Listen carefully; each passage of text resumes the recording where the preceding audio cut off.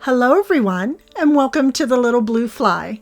In today's video, we are going to be having a bit of a DIY. I'm going to share from the bottom, building it all the way up, a Christmas wreath for my front door.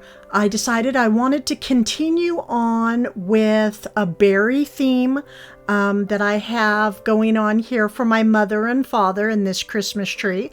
For those of you that might have missed this video, it's out there. It was, I believe, a couple videos back. At the end of all of my videos, I always leave two of my previous videos that I have placed up on YouTube, and it's as simple as just clicking on one of those videos and it will take you right to that episode. And again, that is at the end of my videos. I also want to put out another reminder, if you have not already done so, please make sure to follow me on my Instagram, because I am starting to post more pictures and I will have reels starting up real soon as well. We're a little bit off schedule today, but that's okay. That being said, let's begin, shall we?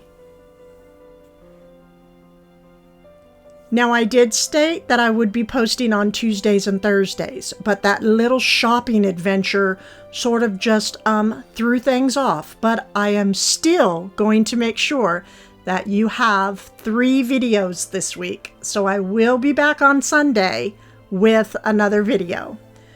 So this door is actually the original door from 1931. My husband put the fine paints of Europe on it. You do see that there are little flaws here and there, which makes it the perfect cottage front door. Ignore all that mess. Did you just see all of that? I gave you just a little peek. I am a mess out in my living room right now. So for those of you that always ask me to pull back, no. I cannot do that. Not until the room is finished. This cottage is very small, and I just, I have to keep it close up. Okay, love this door, the paneling, the coloring, all of the aged details that tell a story of many years, over 80 years with this front door. So I decided to place this wreath that was purchased from the Flower Gallery in Manassas. Cannot stress enough, if you are close by or feel like taking a day trip, you will not be disappointed. His storefront tells a story, and a beautiful story at that. Well, I purchased this wreath last year. It's almost like a teardrop shape, and I love just all the branches work and look as real as they possibly can, it being faux, right? And I will be adding in some berries.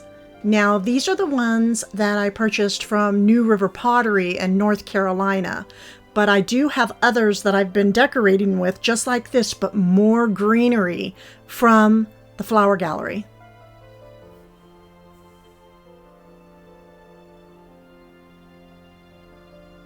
So I placed one of the berry picks over on the right. And I always make sure to mix things through, let them mingle with one another. I bend my stem in the way the wreath is going.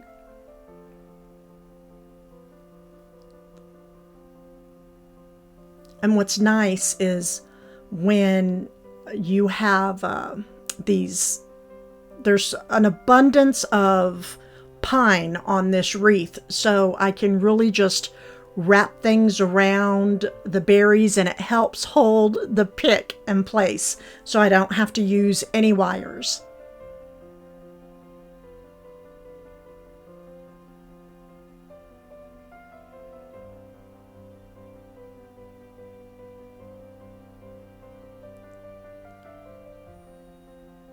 Just pulling some out, let it go over on top of the berries and underneath, and to try to get it looking as natural as possible.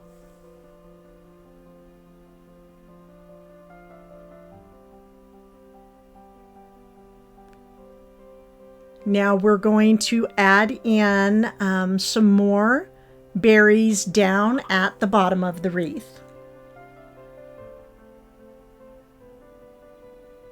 And you can also see, if you look through the panels, one of my other wreaths back behind on my wooden panels.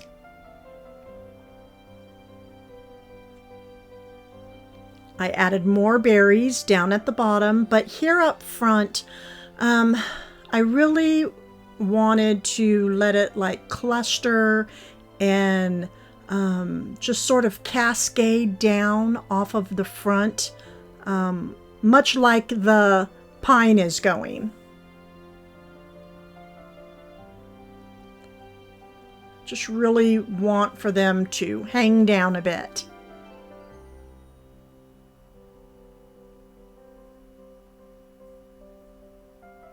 See, it's so thick, sometimes it's hard to get a pick in. And I try to bend the tips of my picks to help them just grab onto the other greenery just a little bit better, so it just can't fall right out.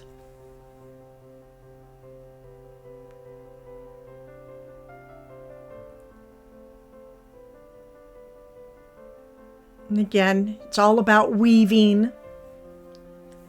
And I'm not feeling that, because I really didn't make it, I just didn't make it go down like I wanted it to. It just looks like all the other berries.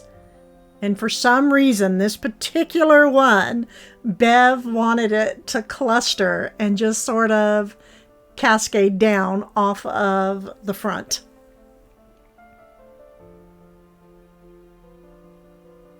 Sometimes, I'm telling you, behind this camera, I really get to fussing. I do. I'm the worst.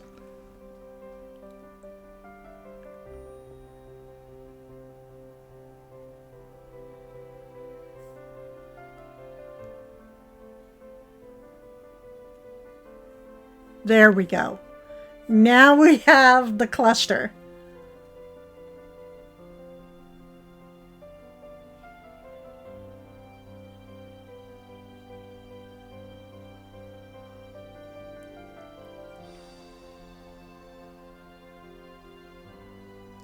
Okay, so I have the two up at top and then one over on the side and then a couple down here, and I just want to place one over here on this side. Now, and this technique can be used with, any wreath, many different, florals. It doesn't just have to be the berries.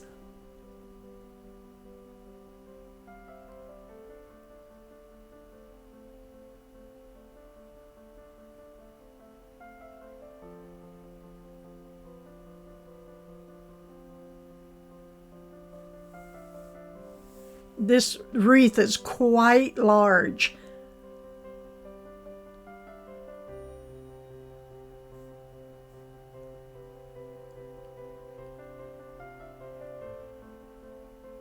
So again, I just like to also step back, take a look at what I have placed in to make sure everything is just working well with each other. Okay, these bells were just purchased. They're the Hearth in Hand bell garland from, yes, Target. Now, after working with these, I really wish I would have purchased more than just one box. So here they have the two bells up in the front windows for us to see them. And then there's paper inside of the bells, and I'm loving the chain. That's so different. Most of the time you know, we see garlands on jute, right? But this is a metal chain. So different, great character. And again, I wish I would have purchased more than one. I think I might try to find some.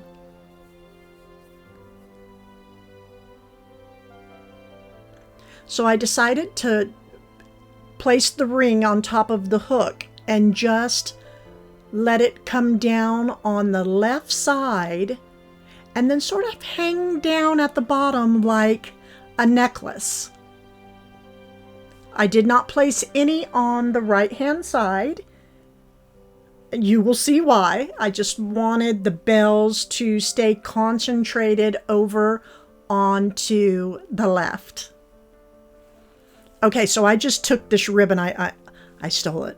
I stole it from Lord Baxter on the wall. And because I decided he needs a new ribbon for Christmas. And this is just a black sashy type of ribbon that is purchased from Hobby Lobby. I like to make those big loppy bunny ear type bows with this type of ribbon. And I have this tartan plaid. I believe I purchased this from Merrifield Garden. Love the tartans during the holiday season. Just going to make a simple little bow, make sure things match up. I'm sure it looks much different because, you know, I stated this in a previous video. I'm a lefty, so I tend to do things in the other direction.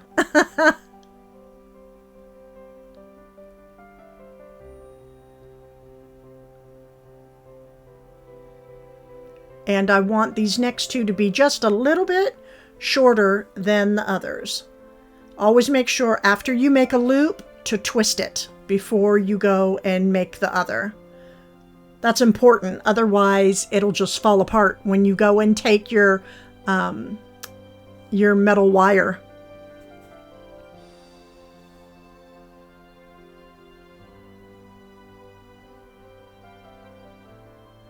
Okay, I'm going to go ahead and share I wasn't happy with the last demonstration, so I'm just going to share it just a little bit differently, I suppose. It's funny, whenever I'm making these ribbons, if I twist it the wrong way, it's so awkward, and I just have to twist the other. I mean, it really doesn't matter. A twist is a twist, right? Not for my lefty brain. No.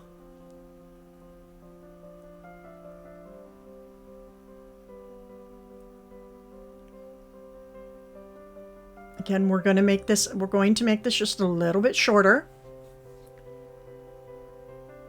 And then pinch, twist, and do the same thing. Make sure they're the same length. Then you just pinch it all together, take your wire, wrap it around, and we have a bow.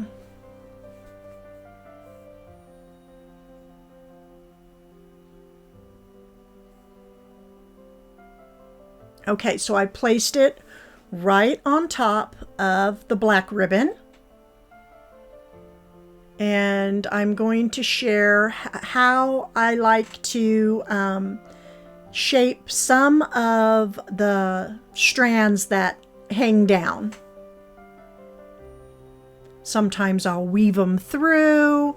Sometimes I'll just do little creases here and there every couple of inches.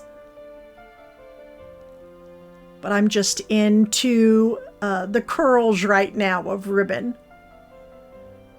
Grab the inside and just sort of pull down and work with the twist. And it's just a nice ribbon ringlet.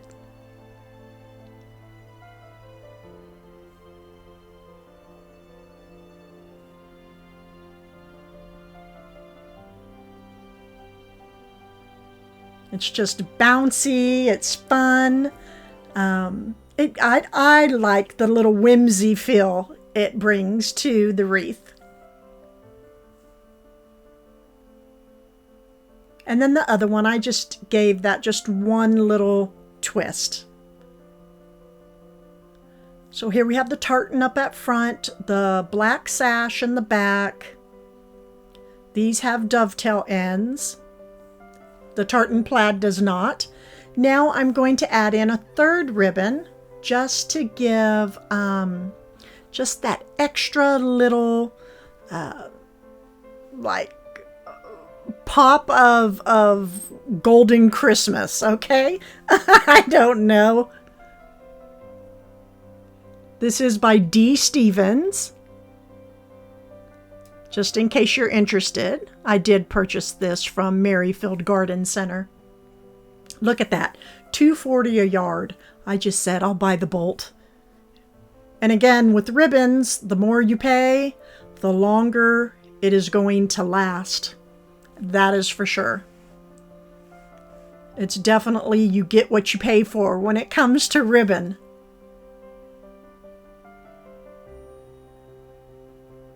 So just the same thing, but what is going to be different about this one is the loops are going to be larger, okay, because it's going to add in another element of interest here into the bow, and I'm only making 3 of them.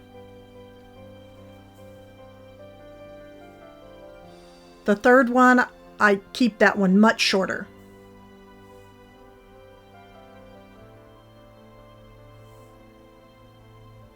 So I like for them just to gather together and just sort of come up and pop out. But as I was working with the ribbon, I just decided to go a completely different look with this gold. I just let them swirl around up at top versus keeping them all clustered together.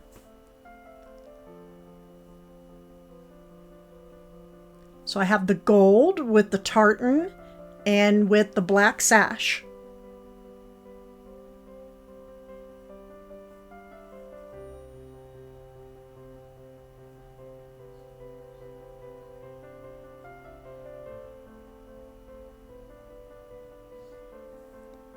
Now I decided to add in this sweet little bird's nest. I absolutely do not remember where I purchased this from, but I know there's many bird nests to be had out there for certain. And this just looked, this wreath, like it just needed to be some birdie's home for the winter. And they couldn't be more happy to have found this cozy little spot in the windows at the little blue fly's cottage. They're all nestled in with the berries. The birds were purchased from Hobby Lobby. And then just one last thing, the old world European touch of the dried apples, oranges. Mama used these all the time with her decorating. She loved the oranges. And it just brightens everything up.